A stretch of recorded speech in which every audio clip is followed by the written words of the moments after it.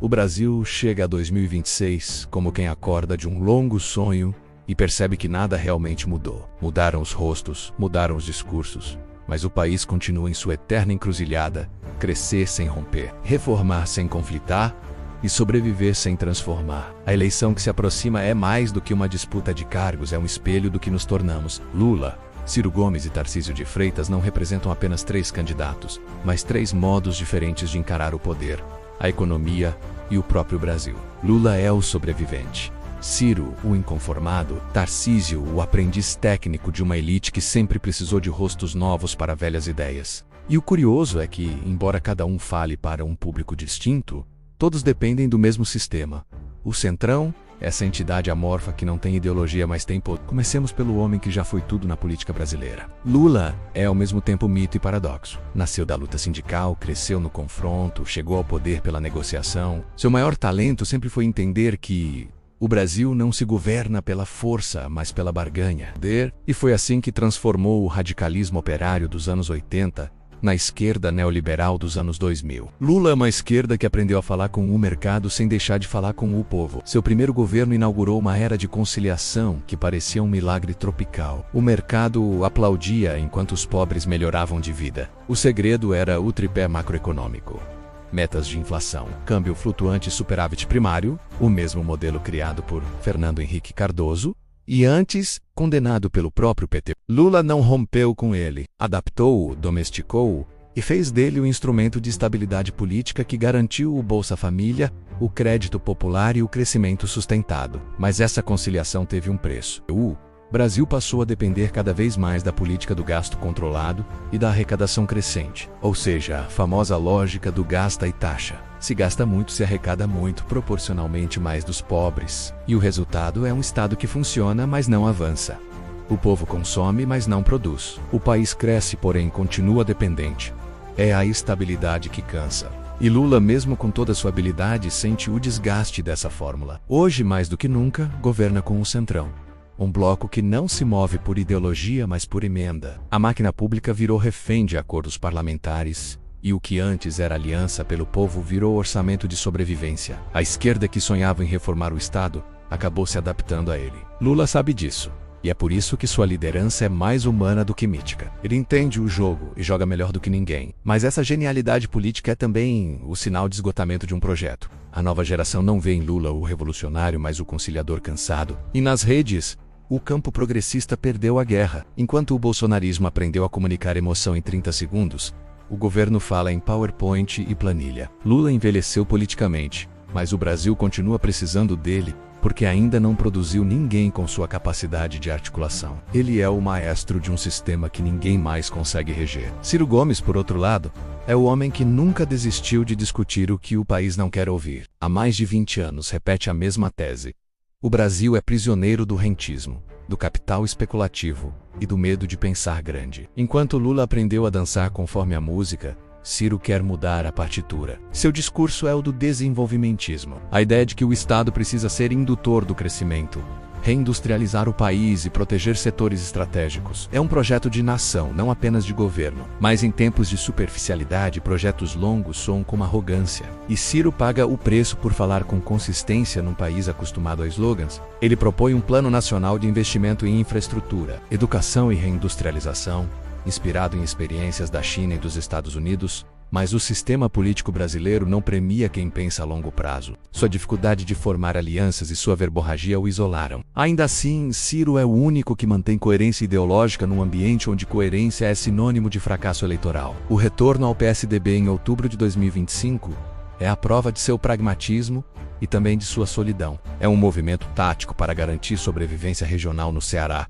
mas simboliza também o abandono de uma esquerda que desistiu de pensar em projeto nacional. Ciro tenta ocupar o espaço do centro-esquerda racional, aquele que acredita que o Brasil precisa crescer de forma planejada e não apenas gerida, mas o tempo político parece correr contra ele. Mesmo assim, há algo de indispensável em sua figura. Ciro é a consciência crítica que obriga Lula a lembrar de onde veio e Tarcísio a perceber que eficiência sem propósito é vazio. É o político que fala de soberania, de reindustrialização, de reforma tributária, enquanto os outros dois negociam o presente. Ele representa uma esquerda que ainda não aceitou o casamento forçado com o neoliberalismo. E então temos Tarcísio de Freitas, o engenheiro, o técnico, o homem que quer provar que a direita pode administrar o Estado melhor do que a esquerda. Sua história começa nos gabinetes, não nas ruas. Nunca precisou disputar voto com o povo. Bastou herdar o capital político de Jair Bolsonaro. Tarcísio é o produto de um fenômeno curioso: a tentativa de limpar o bolsonarismo mantendo o mesmo conteúdo com embalagem mais palatável. Em São Paulo,